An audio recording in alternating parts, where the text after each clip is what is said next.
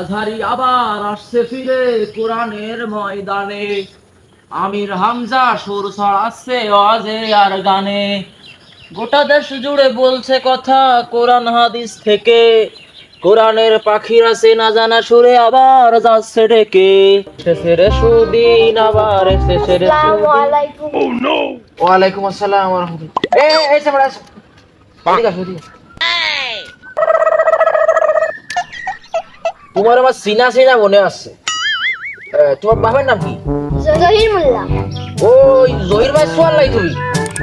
এই জন্য সিনা সিনা মনে আছে। তুমি তো আর ভাই বউ। আচ্ছা আচ্ছা, তা তুমি ভালো আছো? হ্যাঁ আলহামদুলিল্লাহ ভালো। আপনি ভালো আছেন? আলহামদুলিল্লাহ আমিও ভালো আছি। কিন্তু ওই কিন্তু ওই কি? ওই আসার সময় দেখলাম কি ওই বাইজিৎকে বাড়ি মনে করো সে বিশ্বকাপ খেলা চলতেছে। মানে বুঝলাম না। ওই মানে বোঝনি, ওই ঝগড়া চলতেছে, সেই একার ফাইট চলতেছে। আমি শুনি আসলাম আসার সময়। তা কেন চলতেছে তা বাবা কিটা? তুমি তো মনে হয় জানো না যে কোন কারণে ঝগড়া আছে। এই সব ভাই চলো এদিকে আসো। তুমি বাইজিদের ছোট ভাই না? হয় ওই আসার সময় তোমার কাছে দেখলাম ঝগড়া ঝাঁটি হচ্ছে কিসের জন্য? ওই আর কয়ে না, আমার বড় ভাই আমার ভাবিরা মারছে। কেন মারাছে কিসের জন্য?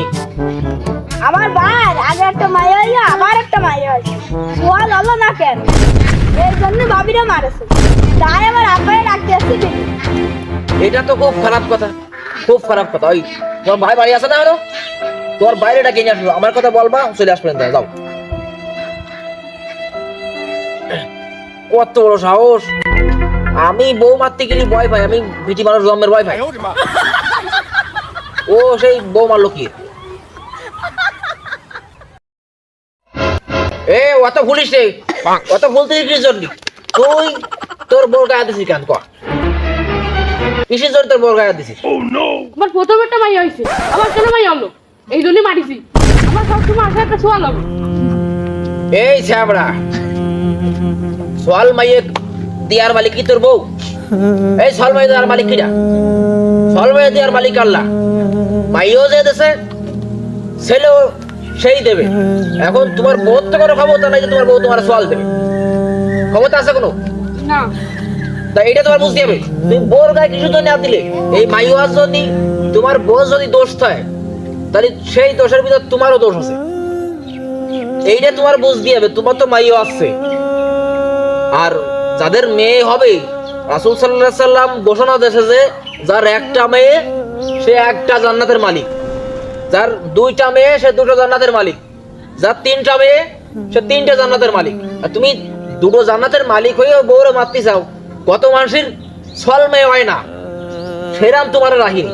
তারা সমাজে খুব অপমানিত হয়, মানুষ তাকে হাটকুড়ো বলে, বিভিন্ন বাজে কথা বলে। সেই সমস্ত কথা তোমার শুনতে আসছে না। সেই সমস্ত মানুষের দলে তোমার আল্লাহ ফেলাইনি। তোমার দুটো মাইয়ে দেশে, তোমার তো ছল মেয়ে না দিলেও পারতো, পারতো না আল্লাহ? তা তোমার এটা বুঝতে হবে, ছল মেয়ে মাইয়ে দেশে তাতে কি আছে? ছল যদি থাকে তোমার ভাগ্যে, তাহলে আসবে। বুঝতে পারিস ঘটনা? এখনই যে বোর কাছে মাপ চেয়ে নিবা। আর অত রাগ দেখানো ভালো না। এই আমার একটা কথা কদিন দিই, আমি তো আসার সময় দেখি তো শুনতেছি যে তোকে ঝগড়া ঝাঁটি আসছে। তা বিটি মানুষের গলা শোনা আছে, আমি গিলাম না, কারণ আমি বিটি মানুষ জন্মের ভয় পাই। তা তুই কি রে মারলি করতে বিটি মানুষ? তোমার তো শুনতে হবে না। আরে না, একটু কদিন দে শুনি। না, শোনা লাগবে না। তালি থাক। এই যে তুই তোর বড় মারলি, এই তালি তোর অপরাধ আছে না? কোয়া এখনই তোর বোর কাছে যে মাপ চেয়ে নিবি। যা। আর এরম কোনো সময় করবি না। যা যা।